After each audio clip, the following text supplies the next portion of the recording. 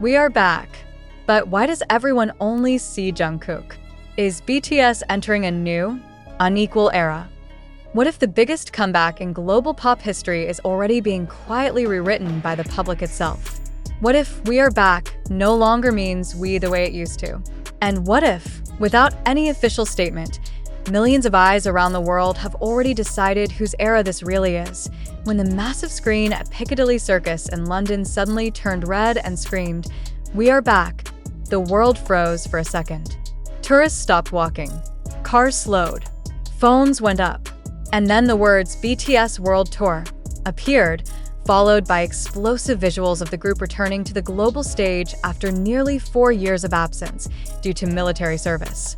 Fireworks, lights, stadium energy, and finally the names: Jin, Jimin, Suga, J-Hope, V, and Jungkook, alongside the London dates at Tottenham Hotspur Stadium, July 5th and 6th, 2026.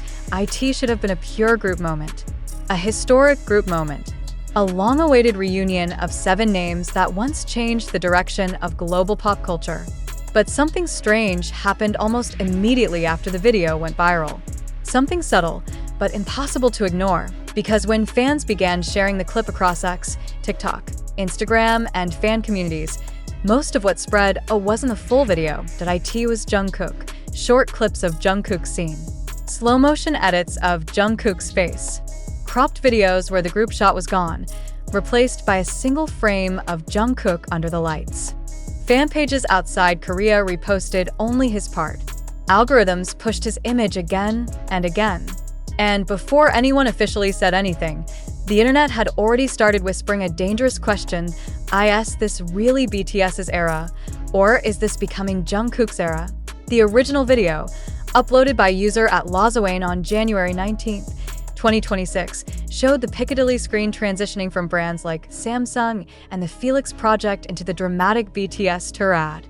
The post quickly passed 8,000 likes, more than 2,300 reposts, and hundreds of thousands of views. In the replies, ARMY called it iconic, joked about renting the screen for personal BTS promos, and complained that this kind of exposure would make tickets even harder to get.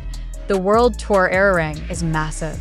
Starting April 9th, 2026 in Goyang Stadium, South Korea, the tour will cover more than 79 shows in 34 cities across Asia, North America, South America, Australia, and Europe.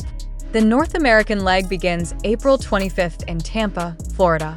Pre-sales for official ARMY members began January 22nd via Ticketmaster and Weverse, followed by general sales on January 24th. The rules are strict. No recording, no photos, no streaming, or you risk being removed without refund. Everything about this comeback screams group power. So, why does the public only seem to see one face? It didn't start as an attack. At first, it looked innocent. A fan page posting Jungkook's close-up because he looked good. A TikTok edit focusing on his eyes during the promo. A reel using only his name for hashtags. But when thousands of fan pages, especially international ones, began doing the same thing, patterns started forming. Fans noticed. And when fans notice patterns, debates explode. Some ARMY began asking, quietly at first, why are most viral clips only Jungkook? Why are other members barely trending from the same promo? Why do headlines outside Korea talk about BTS returns, but thumbnails only show Jungkook? Then the questions turn sharper. Is the public reshaping BTS into a one-face brand? Is the media silently choosing a main character for the comeback? And more dangerously, is this happening naturally or by design? There is no official statement that says Jungkook is the center of this tour. There is no press release declaring him the face of Arirang. The Piccadilly Circus video clearly showed all members. Their names appeared equally. Their presence was collective. But perception is not built by official scripts. It is built by repetition, and the internet is repeating Jungkook. Some fans argue this is simple logic. Jungkook has always had massive global appeal. His solo work during the group hiatus reached mainstream Western audiences. His image is familiar even to casual listeners. When the world sees BTS again after years, the face they remember most easily is his SO when editors choose thumbnails, when fan pages choose clips, When casual viewers scroll quickly, their fingers stop at the face they recognize fastest, but others see danger in that logic. They argue that BTS was never meant to be filtered through one member, that their power was always collective, built on different colors, different energies, different identities. If the public starts seeing BTS as Jungkook and the others, something fundamental breaks. And that fear is what makes this debate emotional, because BTS is not just a group. It is a memory for millions, a symbol of togetherness, of 7 people walking different paths but arriving at the same stage. When military service forced them apart, fans promised to wait for all of them. Not for 1, not for 2, but for 7. So when We Are Back appears on the biggest screen in London, fans want to feel we, not he. Yet the numbers tell a story. Search trends after the Piccadilly promo showed spikes not only for BTS comeback and BTS World Tour, but unusually high spikes for Jungkook 2026, Jungkook BTS Return, and Jungkook Piccadilly. Many international articles used group headlines but paired them with Jungkook's image. That contrast is what makes fans uneasy, because optics shape history. Years from now, when people look back at this era, what will they see? A legendary group reunion? Or the moment the world quietly crowned one member as the main star of the return? Some fans defend the trend fiercely. They say focusing on Jungkook does not erase the others. They argue that popularity naturally fluctuates, that different eras highlight different members. They remind everyone that in past eras, other members also had dominant moments, but critics respond, "This doesn't feel like a moment. It feels like a shift." They point to how fan pages outside Korea, especially Western ones, rarely post group shots anymore. They note how edits increasingly cut out other members. They worry that casual fans who join during this tour might never emotionally connect with a full group, and once perception is built, it is hard to undo. What makes this even more intense is timing.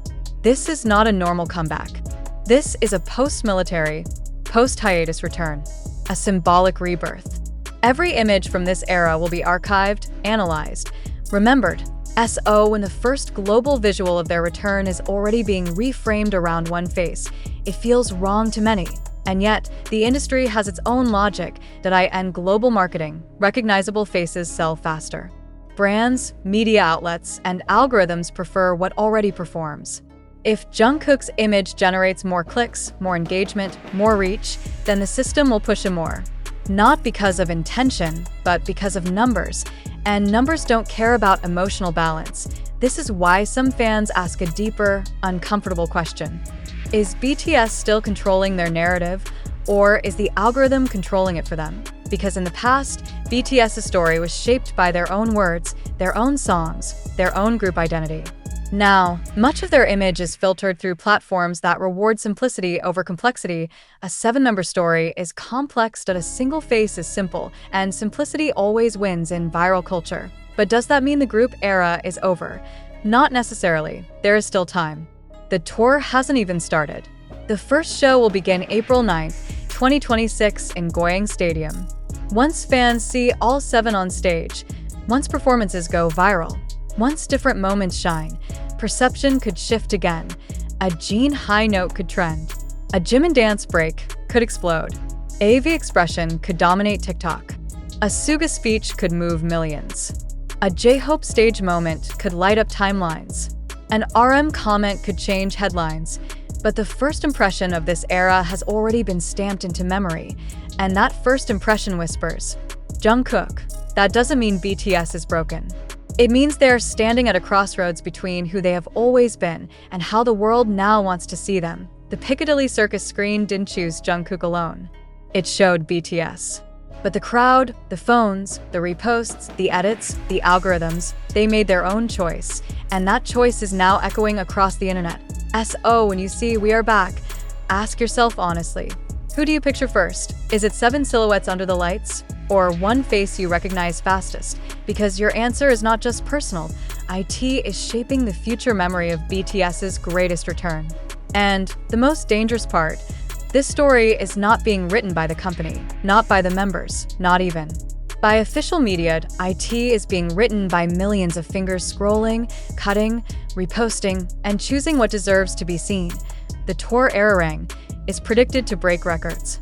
With more than 79 shows in 34 cities, strict rules, massive demand, and global anticipation, it could become one of the biggest tours in music history. The comeback after military service carries emotional weight no marketing strategy can fake, but emotional weight does not always protect against narrative distortion. That is why this debate matters, because if BTS becomes remembered as a group that returned, but was visually reduced to one symbol, something powerful is lost. And maybe that is why fans fight so hard right now, not against Jungkook, but against forgetting the meaning of we. Because "we are back" is not just a slogan, it is a promise, and the world is now deciding how seriously it will keep it. The debate did not stop at fan pages and comment sections. It spilled into spaces that BTS once united without question: large ARMY communities, international forums, live stream chats, even offline fan gatherings. Some fans began to quietly admit something that felt almost forbidden to say, that they were scared. Not scared of Jungkook's success, but scared of what happens when a group built on balance slowly starts being seen through a single lens. Every major BTS era in the past had its own emotional color. There was a time when RM's words defined the mood, when Suga's honesty carried the weight, when J-Hope's energy became the heart, when Jimin's movement turned into poetry, when V's voice became the memory, when Jin's warmth became the comfort. None of those eras erased the others. They rotated, they flowed, they breathed as one. But now, this feels different to many, because this time, the spotlight is not being shared by timing. It is being assigned by algorithms, and algorithms do not rotate. They concentrate. Some fans began collecting data themselves. They compare repost counts between full group edits and Jungkook-only clips from the Piccadilly promo. The difference was brutal. Jungkook-focused edits consistently gained 2 to 3 times more engagement within the same time window. Even when group clips were beautifully edited, they struggled to travel as far. This wasn't about taste anymore. It was about visibility. If people don't see the others, they can't emotionally invest in them. And if they can't emotionally invest, the next generation of fans might grow up believing BTS was always about one star surrounded by others, instead of 7 voices shaping one story. That is what hurts longtime fans the most, because they remember how hard BTS fought against being simplified. They remember how interviews always pushed one member forward, and how the group always pulled each other back into the frame. They remember how team was not a marketing word, but a survival strategy. Now, survival is no longer the issue. Memory is the same time. Some voices argue that this panic is exaggerated. They say fans are overreacting to a temporary trend. That once live stages begin, the balance will return. That Jungkook being popular does not mean others are becoming invisible. That fans should trust the group's strength, and maybe they are right. But the fear is not irrational, because culture does not move slowly anymore. It moves in seconds. One viral cycle can define an entire era before the era even begins. The Piccadilly Circus promo was supposed to be a simple announcement. Instead, it became a mirror, showing fans not what BTS chose to show, but what the world chose to see. And the world, right now, is choosing Jungkook. That doesn't make Jungkook a villain. He didn't ask for this. He didn't edit those clips. He didn't choose those thumbnails. He is simply existing in a system that amplifies what performs best, but performance metrics do not measure emotional truth, they measure speed. And speed is not always fair. This is why some fans are now changing how they behave online. They deliberately post full group edits. They write captions naming all members. They avoid cropping. They refuse to let the narrative shrink. They say it feels like fighting a river with their hands, but they keep doing it anyway, because BTS was never meant to be a shortcut. Their story was long, complicated, emotional, shared. And now, at the moment of their most symbolic return, that complexity is being challenged by a culture that prefers one face over 7 names.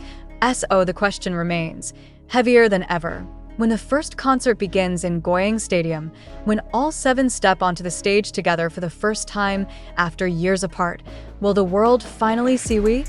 Or will cameras, headlines, and timelines still chase only one? Because that night will not just open a tour, IT will decide what "we are back" truly means, not in marketing, but in memory. As the anticipation builds toward April 9th, 2026, when the Era Rang tour officially begins in Goyang Stadium, every fan, veteran and new, holds their breath. The stage is set to be a spectacle worthy of a 7-year hiatus. The lighting, choreography, and production promise to be nothing less than monumental. And yet, amid all this grandeur, a quiet tension